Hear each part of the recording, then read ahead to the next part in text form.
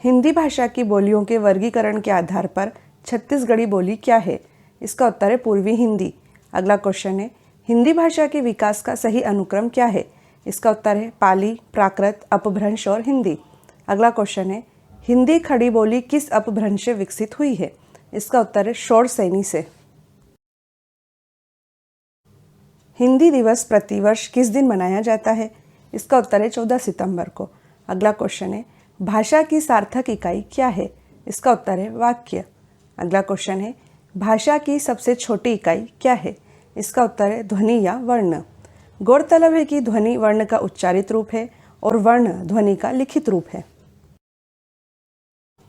वर्णों के व्यवस्थित समूह को क्या कहते हैं? इसका उत्तर है वर्णमाला। अगला क्वेश्चन है, मूलतः हिंदी में उच्चारण के आधार पर कितने वर्ण होते हैं? इसका उत्तर है 45 वर्ण, जिसमें 10 स्वर तथा 35 व्यंजन होते हैं। अगला क्वेश्चन है, मूलतः हिंदी में लेखन के आधार पर कितने वर्ण होते हैं? इसका उत्तर है 52 वर्ण, जिसमें 13 स्वर, 35 व्यंजन तथा 4 संयुक्त व्यंजन होते हैं।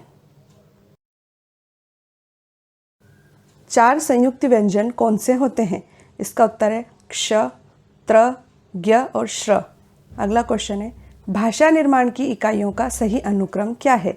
उत्तर है ध्वनि, शब्द, पद, वाक्य। अगला क्वेश्चन है, किसी शब्द में आए हुए अक्षरों को मात्राओं सहित कहने या लिखने की रीति को क्या कहते हैं? इसका उत्तर है वर्तनी। किसी प्राणी, वस्तु, स्थान, भाव आदि का नाम उसकी क्या कही जाती है? इसका उत्तर है संज्ञा अर्थात नाउन। अगला क्वेश्चन है, व्युत्पत्ति के आधार पर संज्ञा कितने प्रकार की होती है? इसका उत्तर है 3 प्रकार की। पहली है रूढ़ संज्ञा, जैसे राम, यमुना। सेकंड है यौगिक संज्ञा, जैसे पनघट, पाठशाला। तथा तीसरी है योग रूढ़, जैसे जलज। अगला क्वेश्चन है, अर्थ की दृष्टि से संज्ञा कितने प्रकार की होती है? इसका उत्तर है 5 प्रकार की। अर्थ की दृष्टि से संज्ञा 5 प्रकार की होती है, जो इस प्रकार है: व्यक्तिवाचक संज्ञा, जातिवाचक संज्ञा, द्रववाचक संज्ञा, समूहवाचक संज्ञा एवं भाववाचक संज्ञा। वह संज्ञा जो किसी व्यक्ति, स्थान या वस्तु का बोध कराती है, जैसे राम, गंगा, रायपुर, हिमालय आदि, किस प्रकार की संज्ञा कहलाती है? उत्तर है व्यक्तिवाचक संज्ञा। अगला क्वेश्चन है, जिस संज्ञा शब्द से उस सामग्री या पदार्थ का बोध होता है जिससे कोई वस्तु बनी है, जैसे सोना, चांदी, तांबा, लोहा, तेल, पानी, घी, धुआं, ऑक्सीजन आदि, इस प्रकार की संज्ञा क्या कहलाती है? इसका उत्तर है द्रववाचक संज्ञा। अगला क्वेश्चन है, वह संज्ञा जो एक ही प्रकार की वस्तुओं का अर्थात पूरी जाति का बोध कराती है, जैसे नदी, पर्वत, लड़की, लड़का आदि, किस प्रकार की संज्ञा कहलाती है? इसका उत्तर है जातिवाचक संज्ञा। इसे हम एक उदाहरण से समझने का प्रयास करते हैं। जैसे नदी एक जातिवाचक संज्ञा है क्योंकि यह हमें सभी नदियों का बोध कराती है, किंतु महानदी छत्तीसगढ़ राज्य की एक विशेष नदी का नाम है, इसलिए महानदी व्यक्तिवाचक संज्ञा है।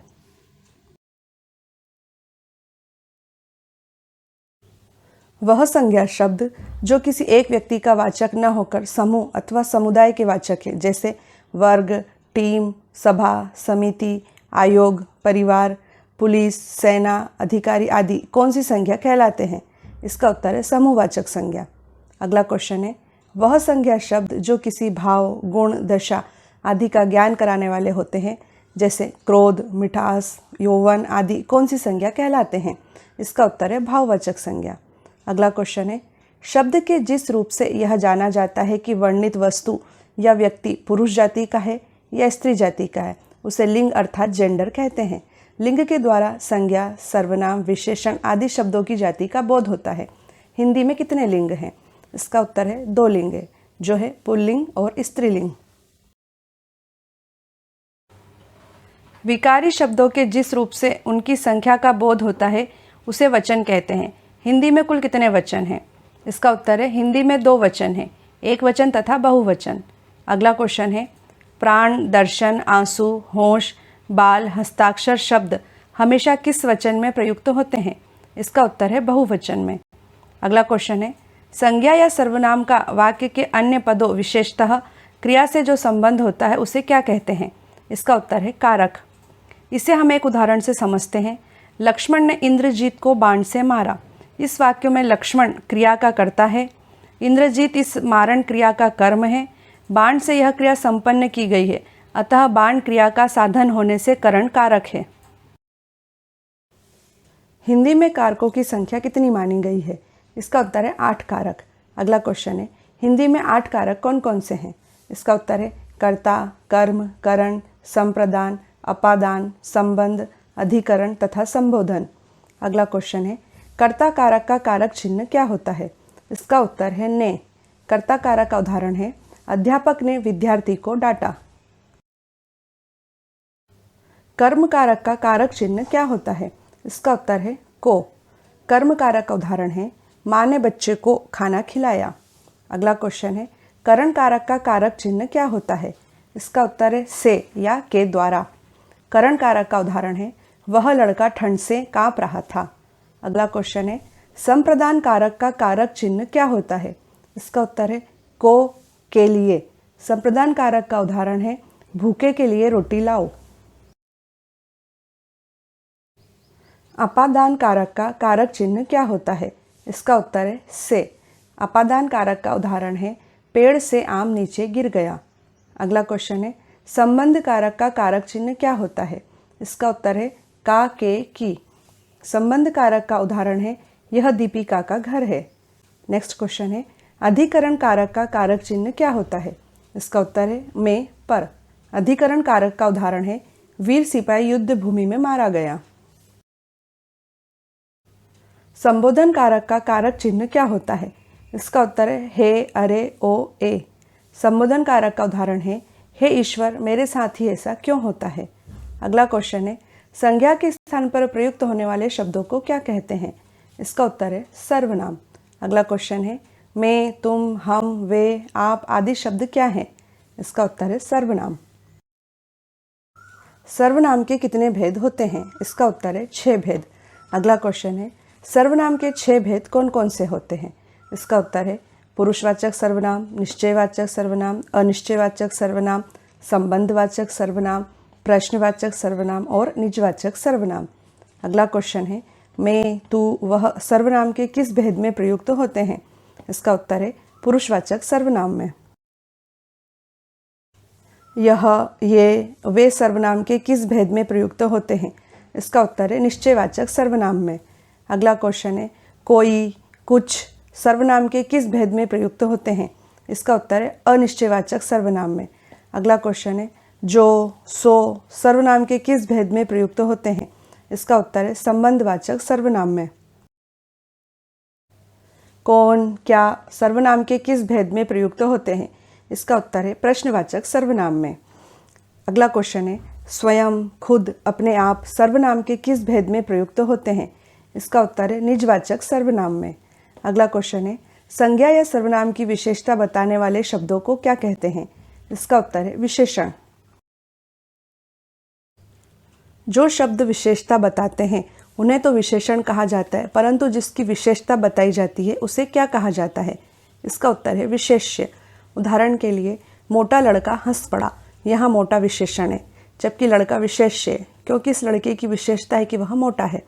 अगला क्वेश्चन है, जिस शब्द से किसी कार्य का होना या करना समझा जाए, जैसे खाना, पीना, पढ़ना, सोना, रहना, जाना आदि, उसे क्या कहते हैं? उसका उत्तर है क्रिया। अगला क्वेश्चन है, क्रिया के मूल रूप अर्थात मूलांश को क्या कहते हैं? इसका उत्तर है धातु। गौरतलब है कि क्रिया के सभी रूपों में धातु उपस्थित रहती है। जैसे चलना क्रिया में चल धातु है, पढ़ना क्रिया में पढ़ धातु है। प्रायः धातु में ना प्रत्यय जोड़कर क्रिया का निर्माण होता है। धातु को पहचानने का एक सरल सूत्र यह है कि दिए गए शब्दांश में ना लगाकर देखें और यदि ना लगने पर क्रिया बने तो समझना चाहिए कि वह शब्दांश धातु है, या फिर क्रिया के साधारण रूपों में ना हटा देने से जो शेष बचे वह क्रिया की धातु है। पहले शब्द के अंतिम वर्ण एवं दूसरे शब्द के आदि वर्णों के मेल से जो विकार अथवा परिवर्तन होता है उसे क्या कहते हैं?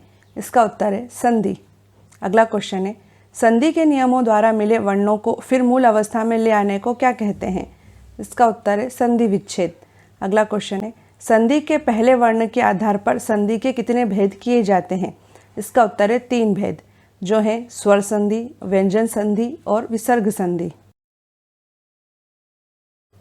संधि का पहला वर्ण यदि स्वर वर्ण हो तो वह कौन सी संधि कहलाती है?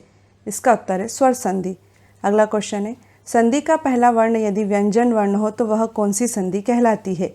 इसका उत्तर है व्यंजन संधि। अगला क्वेश्चन है, संधि का पहला वर्ण यदि विसर्ग हो तो वह कौन सी संधि कहलाती है?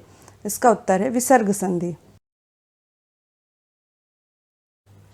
स्वर के बाद स्वर अर्थात दो स्वरों के मेल से जो विकार अथवा परिवर्तन होता है, जैसे सूर्य प्लस अस्त बराबर सूर्यास्त, किस प्रकार की संधि कहलाती है? इसका उत्तर है स्वर संधि। अगला क्वेश्चन है, स्वर संधि के 5 भेद कौन से होते हैं? इसका उत्तर है दीर्घ संधि, गुण संधि, वृद्धि संधि, यण संधि और अयाधि संधि।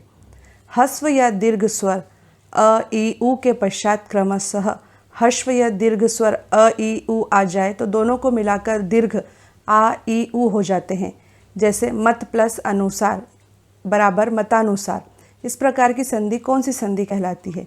इसका उत्तर है दीर्घ संधि। यदि अ और आ के बाद ई या ई, उ या उ और री स्वर आए तो दोनों के मिलने से क्रमशः ए, ओ और अर हो जाते हैं, जैसे महा प्लस इंद्र बराबर महेंद्र। इस प्रकार की संधि कौन सी संधि कहलाती है? इसका उत्तर है गुण संधि।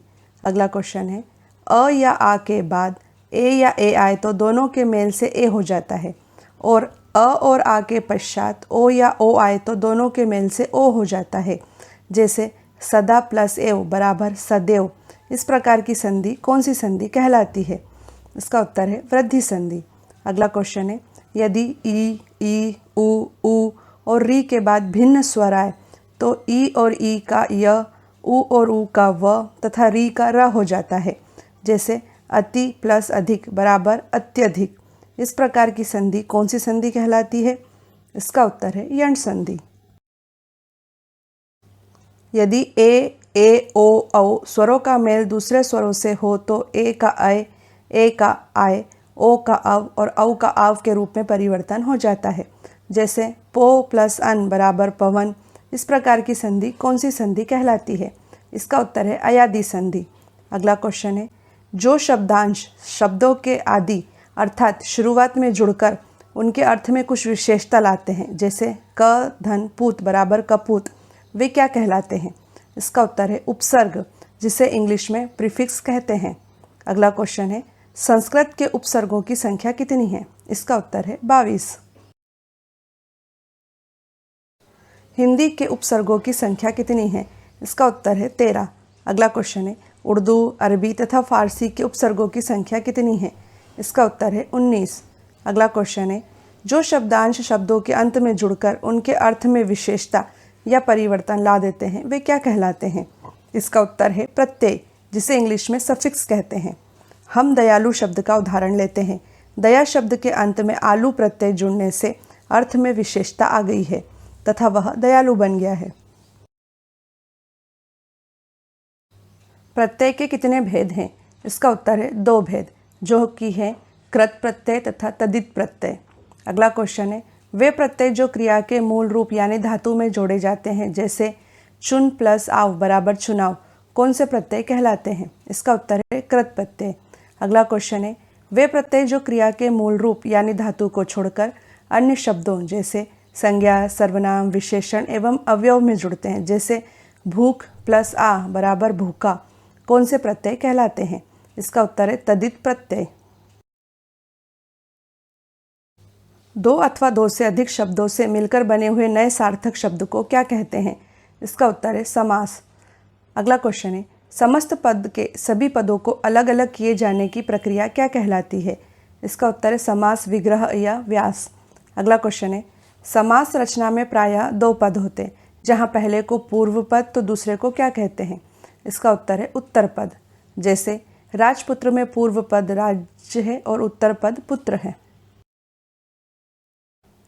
समास के 6 मुख्य भेद कौन से हैं? इसका उत्तर है अव्ययी भाव समास, तत्पुरुष समास, कर्मधारय समास, द्विगु समास, द्वंद्व समास और बहुब्रीहि समास। अगला क्वेश्चन है, जिस समास का पहला पद अर्थात पूर्व पद अवयव तथा प्रधान हो, जैसे प्रति प्लस दिन, प्रतिदिन, इस प्रकार के समास को कौन सा समास कहते हैं? इसका उत्तर है अव्ययी भाव समास। अगला क्वेश्चन है, जिस समाज में बाद का अथवा उत्तर पद प्रधान होता है तथा दोनों पदों के बीच का कारक चिन्ह लुप्त हो जाता है, जैसे राजा का कुमार बराबर राजकुमार, उसे कौन सा समास कहते हैं? इसका उत्तर है तत्पुरुष समास। जिस समस्त पद का उत्तर पद प्रधान हो तथा पूर्व पद व उत्तर पद में उपमान उपमेय अथवा विशेषण विशेष से संबंध हो, जैसे महान है जो देव बराबर महादेव, किस प्रकार का समास कहलाता है? उत्तर है कर्मधारय समास। अगला क्वेश्चन है, जिस समस्त पद का पूर्व पद संख्यावाचन विशेषण हो, जैसे दो पहरों का समूह बराबर दोपहर, किस प्रकार का समास कहलाता है? इसका उत्तर है द्विगु समास। अगला क्वेश्चन है, जिस समस्त पद के दोनों पद प्रधान हो तथा विग्रह करने पर और एवं या अथवा लगता हो, जैसे सुख और दुख बराबर सुख दुख, माता और पिता बराबर माता पिता, किस प्रकार का समास कहलाता है? इसका उत्तर है द्वंद्व समास। जिस समस्त पद में कोई पद प्रधान नहीं होता तथा दोनों पद मिलकर किसी तीसरे नए पद का निर्माण करते हैं, जैसे नीलाकंठ, नील है कंठ जिसका अर्थात शिव, यहाँ पर दोनों पदों ने मिलकर एक तीसरे पद शिव का संकेत किया है, इसीलिए इस प्रकार का समास कौन सा समास कहलाता है? इसका उत्तर है बहुब्रीहि समास। अगला क्वेश्चन है, संधि तथा समास में मुख्य अंतर क्या होता है? इसका उत्तर है संधि वर्णों का मेल है जबकि समास शब्दों का मेल है। अगला क्वेश्चन है, हिंदी में अनेक शब्द संस्कृत से सीधे आए हैं और आज भी हम इनका उसी रूप में प्रयोग कर रहे हैं, अतः संस्कृत के ऐसे शब्द जिसे हम ज्यों का त्यों प्रयोग में लाते हैं, जैसे अग्नि, वायु, सूर्य आदि, कौन से शब्द कहलाते हैं? इसका उत्तर है तत्सम शब्द। हिंदी में अनेक शब्द ऐसे हैं जो निकले तो संस्कृत से ही हैं, पर प्राकृत अपभ्रंश पुरानी हिंदी से गुजरने के कारण बहुत बदल गए हैं, जैसे उज्ज्वल उजाला हो गया है, ऐसे शब्द क्या कहलाते हैं? इसका उत्तर है तद्भव शब्द। अगला क्वेश्चन है, ऐसे शब्द जो क्षेत्रीय प्रभाव के कारण परिस्थिति व आवश्यकता अनुसार प्रचलित हो गए हैं, जैसे थैला, गड़बड़, पेट, पगड़ी, लोटा आदि, ऐसे शब्द क्या कहलाते हैं? इसका उत्तर है देशज या देशी शब्द। अगला क्वेश्चन है, अन्य देश की भाषा से आए हुए शब्द कौन से शब्द कहलाते हैं? इसका उत्तर है विदेशज शब्द। गौरतलब है कि हिंदी में अनेक शब्द ऐसे हैं जो हैं तो विदेशी मूल के हैं, परंतु परस्पर संपर्क के कारण हमारे यहाँ प्रचलित हो गए हैं। विदेशज शब्दों में से कुछ को ज्यों का त्यों अपना लिया गया है, जैसे ऑर्डर, कंपनी, कैंप, क्रिकेट इत्यादि, जबकि कुछ को हिंदीकरण अर्थात तदभवीकरण करके अपनाया गया है, जैसे ऑफिसर का अफसर, लेंटर्न का लालटेन, हॉस्पिटल का अस्पताल, कैप्टन का कप्तान इत्यादि। काव्य को पढ़ने या सुनने से जिस आनंद की अनुभूति होती है उसे क्या कहा जाता है? इसका उत्तर है रस। अगला क्वेश्चन है, मूलतः रस 9 ही माने जाते हैं, परंतु बाद में हिंदी भाषा के आचार्यों ने किन 2 और रसों को मान्यता दी है? इसका उत्तर है वत्सल्य रस व भक्ति रस। श्रृंगार रस के व्यापक दायरे में वत्सल रस व भक्ति रस आ जाते हैं, इसीलिए रसों की संख्या 9 ही मानना ज़्यादा उपयुक्त है। अगला क्वेश्चन है, श्रृंगार रस का स्थायी भाव क्या है? इसका उत्तर है रति या प्रेम। हास्य रस का स्थायी भाव क्या है? इसका उत्तर है हास। अगला क्वेश्चन है, करुण रस का स्थायी भाव क्या है? इसका उत्तर है शोक। अगला क्वेश्चन है, वीर रस का स्थायी भाव क्या है? इसका उत्तर है उत्साह। रौद्र रस का स्थायी भाव क्या है? इसका उत्तर है क्रोध। अगला क्वेश्चन है, भयानक रस का स्थायी भाव क्या है? इसका उत्तर है भय। अगला क्वेश्चन है, विभत्स्य रस का स्थायी भाव क्या है? इसका उत्तर है जुगुप्सा या घृणा। अद्भुत रस का स्थायी भाव क्या है? इसका उत्तर है विस्मय या आश्चर्य। अगला क्वेश्चन है, शांत रस का स्थायी भाव क्या है? इसका उत्तर है शम या निर्वेद। अगला क्वेश्चन है, वत्सल्य रस का स्थायी भाव क्या है? इसका उत्तर है वात्सल्य रति। भक्ति रस का स्थायी भाव क्या है? इसका उत्तर है भगवद विषयक रति या अनुराग। अगला क्वेश्चन है, किस रस को रसराज या रसपति कहा जाता है? इसका उत्तर है श्रृंगार रस को। अगला क्वेश्चन है, नाटक में केवल 8 रस ही माने जाते हैं, नाटक में 9 मूल रसों में से किसे रस नहीं माना जाता है? इसका उत्तर है शांत रस। वर्णों या मात्राओं के नियमित संख्या के विन्यास से यदि आह्लाद अर्थात आनंद पैदा हो तो उसे क्या कहते हैं? इसका उत्तर है छंद। अगला क्वेश्चन है, छंद शास्त्र के आदि प्रणेता किस ऋषि के नाम पर छंद को पिंगल भी कहते हैं? इसका उत्तर है पिंगल ऋषि के नाम पर। अगला क्वेश्चन है, छंद का सर्वप्रथम उल्लेख कहाँ मिलता है? इसका उत्तर है ऋग्वेद में। छंद कितने प्रकार के होते हैं? इसका उत्तर है 3 प्रकार के, वर्णिक छंद, मात्रिक छंद तथा मुक्त छंद। अगला क्वेश्चन है, जिस छंद के पहले तथा तीसरे चरणों में 13-13 और दूसरे तथा चौथे चरणों में 11-11 मात्राएं होती हैं वह छंद क्या कहलाता है? इसका उत्तर है दोहा। अगला क्वेश्चन है, चौपाई के प्रत्येक चरण में कितनी मात्राएं होती हैं? इसका उत्तर है 16 मात्राएं। अर्ध सममात्रिक छंद के उदाहरण क्या है? इसका उत्तर है दोहा, सोरठा, बरवे और उल्लाला। अगला क्वेश्चन है, दोहा का उल्टा क्या होता है? इसका उत्तर है सोरठा। अगला क्वेश्चन है, जिस छंद के पहले तथा तीसरे चरणों में 11-11 और दूसरे तथा चौथे चरणों में 13-13 मात्राएं होती हैं वह छंद क्या कहलाता है? इसका उत्तर है सोरठा। चौपाई किस छंद का उदाहरण है? इसका उत्तर है सममात्रिक छंद का। अगला क्वेश्चन है, जो शब्द काव्य की शोभा बढ़ाते हैं उसे क्या कहते हैं? इसका उत्तर है अलंकार। अगला क्वेश्चन है, जब एक ही शब्द ज़्यादा बार प्रयोग हो पर हर बार अर्थ अलग अलग आए, जैसे कनक कनकते 100 गुनी मादकता अधिकाय, व खाए बोराए नर व पाए बोराए, यहाँ पर कौन सा अलंकार होता है? इसका उत्तर है यमक अलंकार। यहाँ पहले कनक का मतलब धतूरा जो कि एक नशीला पदार्थ है उससे है, जबकि दूसरे कनक का मतलब सोने से है। जहाँ पर कोई एक शब्द एक ही बार आए पर उसके अर्थ अलग अलग निकले, जैसे रावण सर सरोज बनचारी, चली रघुवीर सिलीमुख, यहाँ पर कौन सा अलंकार होता है? इसका उत्तर है श्लेष अलंकार। यहाँ सिलीमुख शब्द के 2 अर्थ निकल रहे हैं। इस शब्द का पहला अर्थ बाण से है एवं दूसरा अर्थ भ्रमर अर्थात भंवरे से है। अगला क्वेश्चन है, जहाँ एक वस्तु या प्राणी की तुलना दूसरी प्रसिद्ध वस्तु के साथ की जाती है, जैसे हरिपद कोमल कमल, वहाँ कौन सा अलंकार होता है? इसका उत्तर है उपमा अलंकार। उपमा अलंकार के इस उदाहरण में हरि अर्थात विष्णु के पैरों की तुलना कमल के फूल से की गई है। अगला क्वेश्चन है, जब किसी वस्तु का बहुत अधिक बढ़ा चढ़ाकर वर्णन किया जाए, जैसे हनुमान की पूंछ में लग न पाई आग, लंका सारी जल गई गए निशाचर भाग, वहाँ पर कौन सा अलंकार होता है? इसका उत्तर है अतिशयोक्ति अलंकार।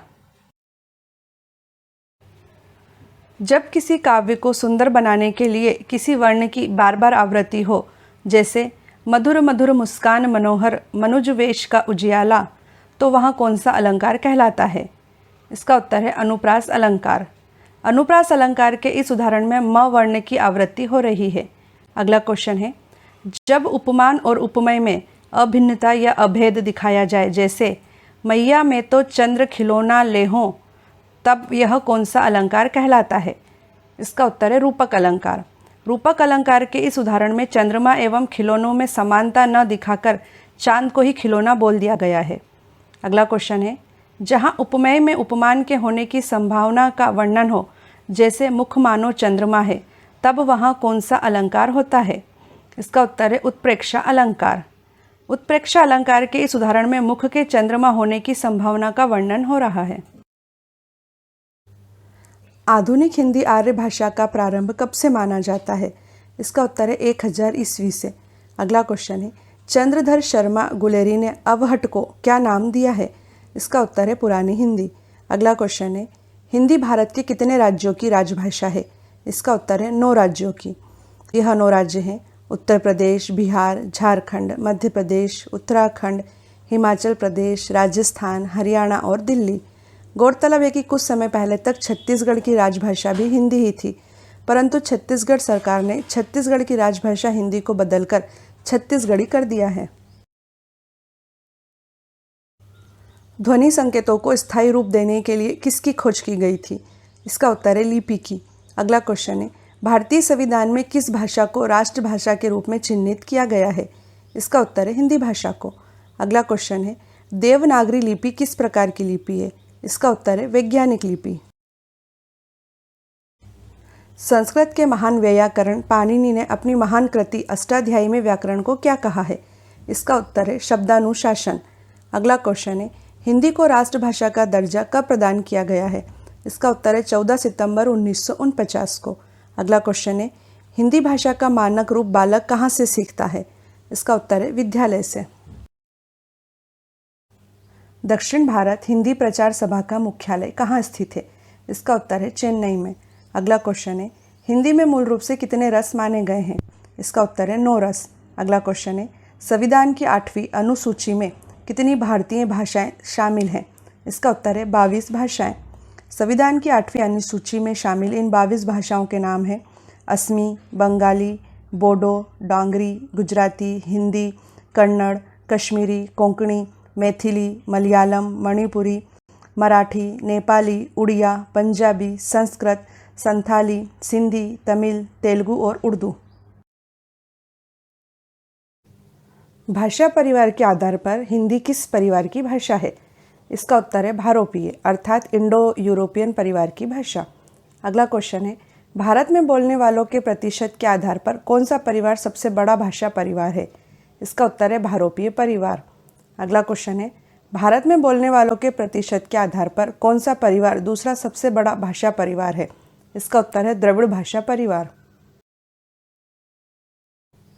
प्राकृत की अंतिम अवस्था अपभ्रंश के अवहट से किस भाषा का आविर्भाव माना जाता है? इसका उत्तर है हिंदी भाषा का। अगला क्वेश्चन है, आकृति या रूप के आधार पर हिंदी किस प्रकार की भाषा है? इसका उत्तर है वियोगात्मक या विश्लिष्ट भाषा। अगला क्वेश्चन है, भारत में कितने भाषा परिवार मिलते हैं? इसका उत्तर है 4 भाषा परिवार जो हैं भारोपीय, द्रविड़, ऑस्ट्रिक व चीनी तिब्बती। सामान्यतः हिंदी भाषा के इतिहास का आरंभ किस भाषा से माना जाता है? इसका उत्तर है अपभ्रंश से। अगला क्वेश्चन है, संघ की राजभाषा हिंदी और लिपि देवनागरी होगी, यह संविधान के किस अनुच्छेद में कहा गया है?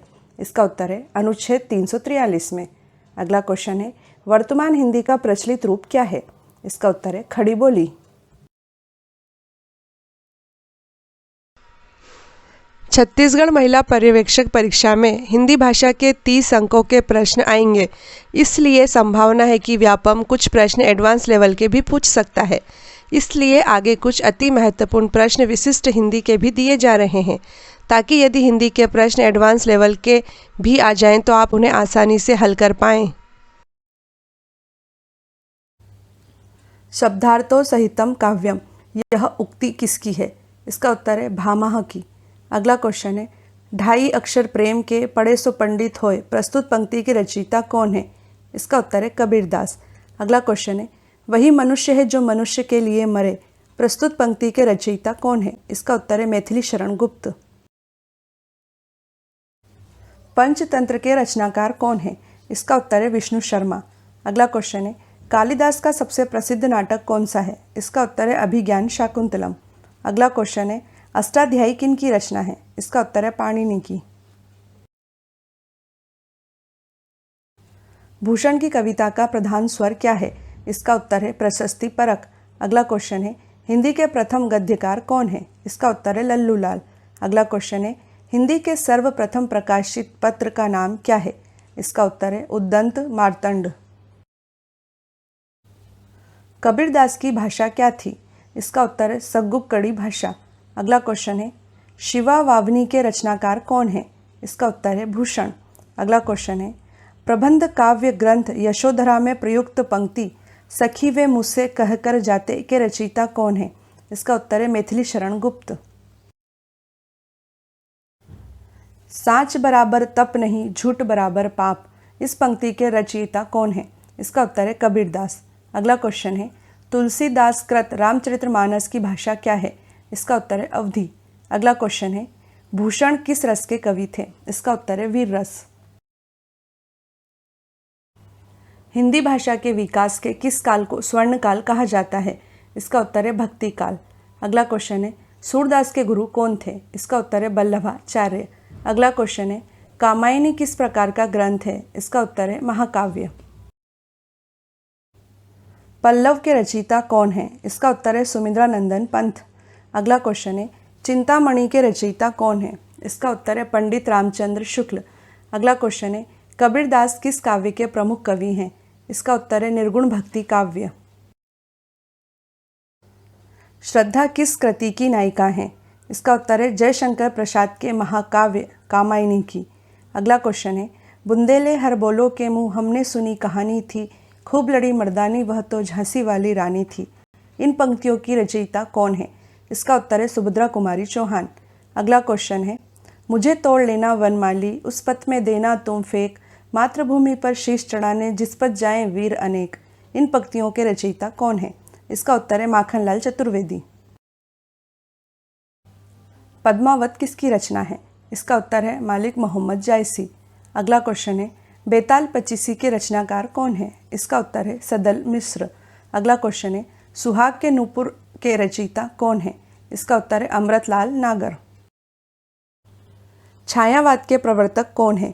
इसका उत्तर है जयशंकर प्रसाद। अगला क्वेश्चन है रामधारी सिंह दिनकर को भारतीय ज्ञानपीठ पुरस्कार उनकी किस कृति के लिए प्राप्त हुआ था? इसका उत्तर है उर्वशी। अगला क्वेश्चन है हिंदी साहित्य के इतिहास के सर्वप्रथम लेखक का नाम क्या है?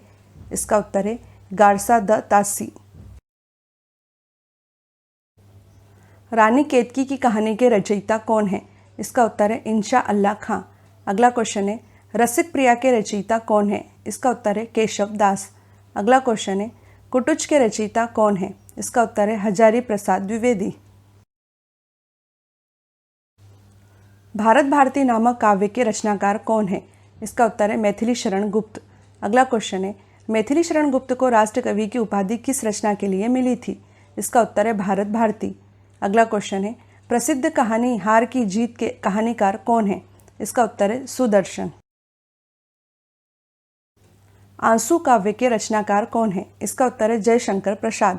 अगला क्वेश्चन है चंदन विष व्यापत नहीं लिपटे रहत भुजंग, इस पंक्ति के रचयिता कौन है? इसका उत्तर है रहीम। अगला क्वेश्चन है परहित सरिस धर्म नहीं भाई, पर पीड़ा सम नहीं अथमाई, इस पंक्ति के रचयिता कौन है? इसका उत्तर है तुलसीदास। हिंदी साहित्य के आरंभिक काल को आचार्य रामचंद्र शुक्ल ने क्या कहा है? इसका उत्तर है वीरगाथा काल। अगला क्वेश्चन है चंद बरदाई, जगनिक तथा मधुकर किस काल के कवि हैं? इसका उत्तर है वीरगाथा काल। अगला क्वेश्चन है पृथ्वी रास रासों के रचनाकार कौन है? इसका उत्तर है चंद बरदाई। हिंदी का आदि कवि किसे माना जाता है? इसका उत्तर है स्वयंभू। अगला क्वेश्चन है हरिशंकर परसाई किस प्रकार के लेखक हैं? इसका उत्तर है व्यंग लेखक। अगला क्वेश्चन है रामचरितमानस में कितने कांड हैं? इसका उत्तर है 7 कांड। गौरतलब है कि रामचरितमानस को तुलसीदास ने 7 कांडों में विभक्त किया है। इन 7 कांडों के नाम है बालकांड, अयोध्या कांड, अरण्य कांड, किष्किंधा कांड, सुंदर कांड, लंका कांड और उत्तरकांड। छंदों की संख्या के अनुसार बालकांड और किष्किंधा कांड क्रमशः सबसे बड़े और सबसे छोटे कांड हैं। परख उपन्यास के लेखक कौन है? इसका उत्तर है जैनेन्द्र। अगला क्वेश्चन है हिंदी गद्य का जन्मदाता किसे माना जाता है? इसका उत्तर है भारतेंदु हरिश्चंद्र। अगला क्वेश्चन है कालिदास की अभिज्ञान शाकुंतलम का हिंदी भाषा में अनुवाद किसने किया था? इसका उत्तर है राजा लक्ष्मण सिंह ने। किसे हिंदी का तोता कहा जाता है? इसका उत्तर है अमीर खुसरो को। अगला क्वेश्चन है रामधारी सिंह दिनकर किस रस के कवि माने जाते हैं? इसका उत्तर है वीर रस। अगला क्वेश्चन है सूर्यकांत त्रिपाठी निराला को कैसा कवि माना जाता है? इसका उत्तर है क्रांतिकारी कवि। विद्यापति की पदावली की भाषा क्या है? इसका उत्तर है मैथिली। अगला क्वेश्चन है पांडे बेचैन शर्मा को किस उपनाम से भी संबोधित किया जाता है? इसका उत्तर है उग्र। अगला क्वेश्चन है हिंदी रीति काल के प्रसिद्ध कवि बिहारी किस राजा के दरबारी कवि थे? इसका उत्तर है जयसिंह। ध्रुव स्वामिनी नाटक के रचयिता कौन है? इसका उत्तर है जयशंकर प्रसाद। अगला क्वेश्चन है आत्मनिर्भरता नामक निबंध के रचनाकार कौन है? इसका उत्तर है बालकृष्ण भट्ट। अगला क्वेश्चन है गंगा छवि वर्णन कविता के रचनाकार कौन है? इसका उत्तर है भारतेंदु हरिश्चंद्र।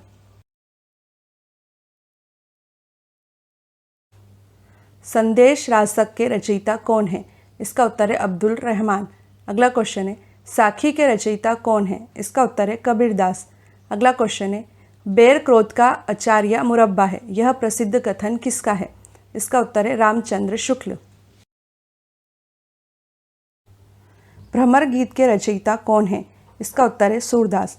अगला क्वेश्चन है ईदगाह कहानी के रचनाकार कौन है? इसका उत्तर है प्रेमचंद। अगला क्वेश्चन है वीरों का कैसा हो वसंत कविता की रचयिता कौन है?